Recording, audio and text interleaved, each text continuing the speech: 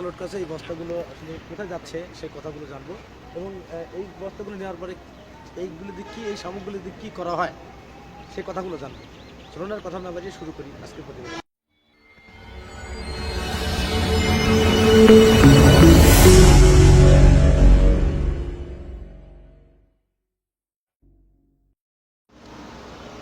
সম্মানিত দর্শক, আমার সামনে সেই ড্রাইভার ভাই দাঁড়িয়ে আছে এবং পিছনে গাড়িটা অবশ্যই দেখছেন।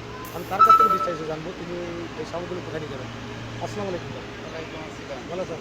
আপনার নাম কি? আমার নাম মোহাম্মদ ফিরোজ শেখ। আপনার বাসাটা কোথায়? বাসা ইব্রাহিমপুর। এই গাড়িটা কার? গাড়িটা আমার। এখানে যে বস্তা এগুলো কি আছে? এটা বস্তার মধ্যে শামুক আছে। আচ্ছা, এই যে শামুকগুলো কোথায় নিয়ে যাবেন? এই শামুকগুলো যাচ্ছে হলো টাঙ্গাইল। টাঙ্গাইল হচ্ছে সবিপুর। এই যে শামুকগুলো বিক্রি করবে, এই শামুকগুলি হাঁসের খাওয়াইবে। হাঁসের কেন আজকে এই শামুকগুলো খাওয়ায় আজকে আপনার জানা মতো?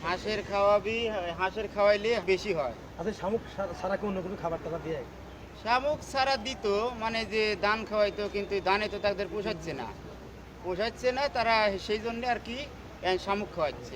শামুকগুলো তো টাঙ্গাইল যাচ্ছে, হ্যাঁ। এখানে তো শামুক আছে বা বস্তা আছে। এখানে কত বস্তা শামুক? এখানে আছে 106 বস্তা অলরেডি উঠিছে, আরো কয়েক বস্তা উঠবি। নৌকা আসতেছে, নৌকা আসলে এখন দেখা যাক আর কতরি হয়। ওই বস্তাগুলো আপনার এই গাড়িতে কত বস্তা শামুক যায়? 140 বস্তা। সর্বোচ্চ 140 140 মানে বস্তা, কয় টন শামুক যায়? তাও 5.5 থেকে 6 টন। শামুক খাওয়ালে কি হাঁসের গ্রোথ বা ডিম বৃদ্ধি পায়, এটা কি আপনার জানা মতো আছে? হ্যাঁ, আমার জানা মতো তো আমি এটা জানি আচ্ছা, আপনি কি এই প্রথম কিট দিচ্ছেন না পূর্বে? না। আমি এই শামুক লাগাতে শুরু করি এই পর্যন্ত মারতেছি। কোন কোন জায়গায় এই শামুকগুলো যায় আর কি? এই শামুক গেছি কুমিল্লা, নোয়াখালী, চাঁদপুর, যশোর, আবার মানে কম বেশি সারা বাংলাদেশে কম বেশি সব জায়গায় আর কি। শামুক খেলে 100% আজকে হাঁস পালন করে লাভবান হওয়া যাবে। হ্যাঁ হ্যাঁ। আপনি কি মনে করেন হাঁস পালন করার ক্ষেত্রে শামুক এবং ধান বা গম এটা হচ্ছে তো অনেক সাশ্রয় না? ধান গমের তেরে অনেক খরচা। সাশ্রয়। প্রিয় দর্শক, আসলে ড্রাইভার ভাইয়ের সাথে অনেক কথা বললাম এই শামুকের বিষয়ে। এই যে যেথায় এই শামুকগুলো নিয়ে যায় সেই কথাগুলো শুনলাম।